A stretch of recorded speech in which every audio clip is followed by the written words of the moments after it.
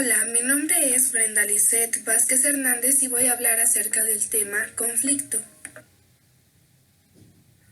Podemos definir conflicto como un estado de discordia entre los miembros de una organización, producto de desacuerdos ya sean reales o percibidos, relacionados con las necesidades, valores, recursos o intereses de estos, entre otros.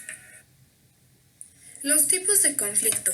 Los intrapersonales son cuando una persona que labora en una compañía tiene diferentes puntos de vista a los de la empresa, ya sea en cuanto a sus valores, creencias, situaciones, etc.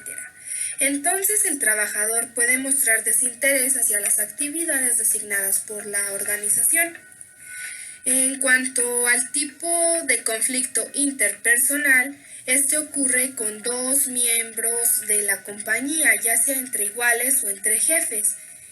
Esto se origina por diferencias de personalidad o también por de gestión como el liderazgo o algunas otras diferencias que puedan ocurrir entre estas dos personas.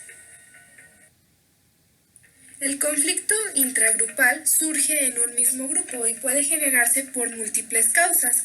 Una de ellas es la discrepancia cuando un nuevo integrante se asigna o se une a un grupo ya existente. También influyen causas como la mala comunicación o la competencia interna. Otro tipo es el conflicto intergrupal. Este se origina en dos grupos o más y se puede atribuir a diferencias de prioridades que tiene cada equipo. Este puede ser de manera horizontal, ya sea por ejemplo del departamento de ventas con el de producción, o también puede ser de manera vertical por jerarquía, por ejemplo, la gerencia administrativa contra la jefatura de despacho.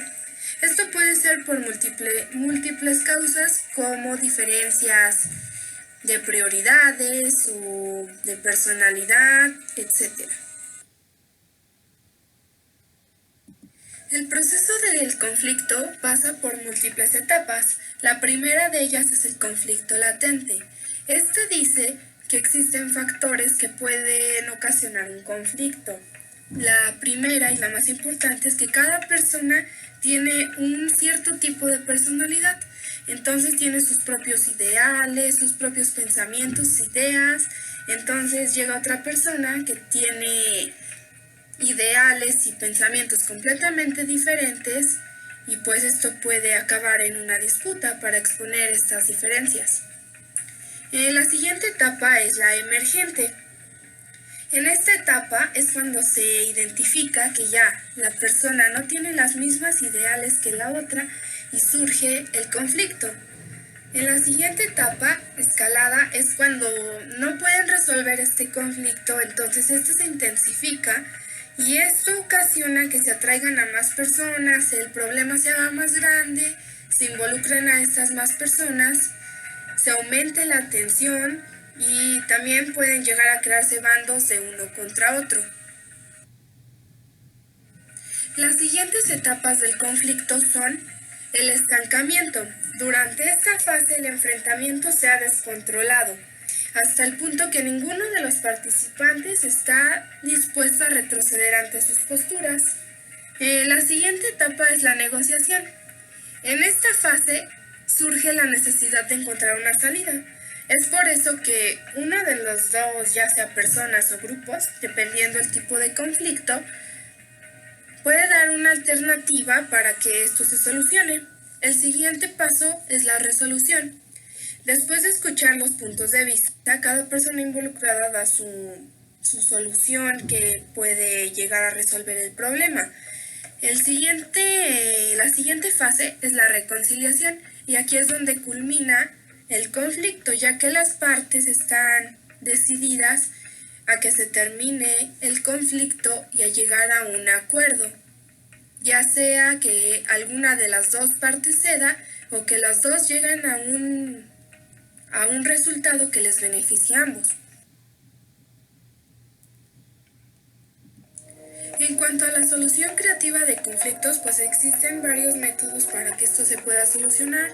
Uno de ellos es la fuga o evasión, que bueno, esta no es una solución al conflicto, porque solo es huir de los problemas, o sea que se estén peleando y cada quien se vaya por su parte y ya no discutan más. Esta no es una solución porque realmente no se está llegando a un acuerdo, sino que se está dejando ahí. El impasse que genera bloqueos o parálisis, el siguiente es ganar-perder. El vencedor obtiene algo y perdedor sufre una merma. En este solo uno aparece beneficiado, pero como la otra persona decide ceder y terminar el conflicto, pues elige esta opción. La siguiente es la conciliación. Aquí se llega a una negociación, transacción y ajustes, pero también se generan nuevos conflictos debido a estos ajustes. Y el último, que yo a mi consideración considero el más apto, es la integración, ya que nadie sacrifica intereses. Y aquí se lleva a cabo un análisis, creatividad y visión global, es decir, que se ve un panorama más abierto donde no se afecte ninguna de las dos partes y ambas, por su parte, salgan beneficiadas.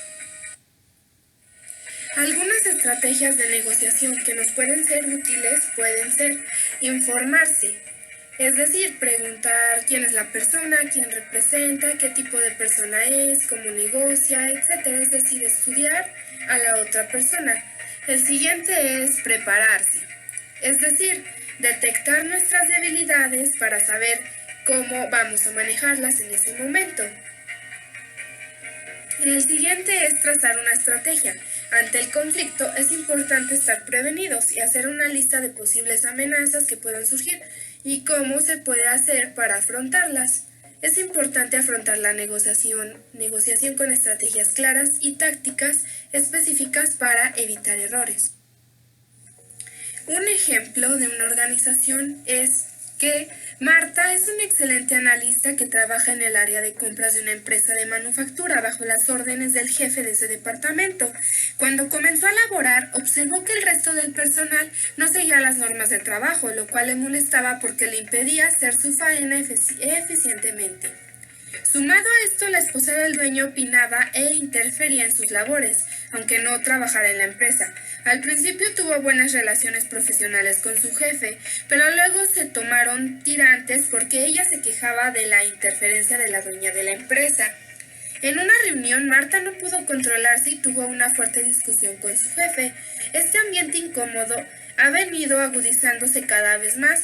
Ella siente que su trabajo no es valorado ni reconocido, por lo cual no se siente segura de poder continuar dentro de la empresa. Toda esta situación hace que tenga un cuadro conflictivo, tanto con su jefe como con los dueños de la empresa. Entonces, la solución del conflicto. En vista de este conflicto interpersonal, el dueño y el gerente de recursos humanos deciden intervenir, organizan estrategias enfocadas en la autoestima, diagramas del área de trabajo, definición de roles y responsabilidades, organización asertiva. Comunicación asertiva. Marta está aprendiendo a desarrollar conductas asertivas y a comunicarse efectivamente. También está aprendiendo a establecer límites. En el departamento que trabaja ya existe un organigrama donde está bien especificado cada cargo con sus respectivos roles. Las discusiones han disminuido notablemente y el ambiente de trabajo ha dejado de ser hostil. Aquí podemos identificar que Marta hizo lo correcto en parte porque dijo lo que no estaba bien, pero tal vez no lo dijo en la forma adecuada ni a la persona adecuada. Y pues también podemos identificar cuál era su inconveniente al estar en la organización. Entonces vemos cómo se soluciona el conflicto a partir de la comunicación que existe entre el jefe, recursos humanos y el miembro de la compañía, en este caso Marta. Como conclusión, como menciona Chavenato, el conflicto se presenta cuando una de las partes, ya sea un individuo o un grupo, trata de alcanzar sus objetivos que están ligados con los de la otra parte e interfiere con los esfuerzos de esta. Entonces surge una discrepancia entre las partes. En la mayoría de organizaciones comúnmente surgen conflictos o no hay un buen clima laboral. Esto debido a la falta de un buen liderazgo y una buena comunicación. Como conclusión y punto de vista, yo creo que para saber qué hacer ante un conflicto debemos de ser o desarrollar la asertividad y también la inteligencia emocional para poder calmarnos en ese momento, saber comunicarnos con la persona que está intervenida, no intervenir a más personas, llegar a una solución adecuada para las dos partes y de esta manera tener una resolución que convenga a todos. Estas son mis fuentes de consulta y gracias por la atención prestada a esta presentación.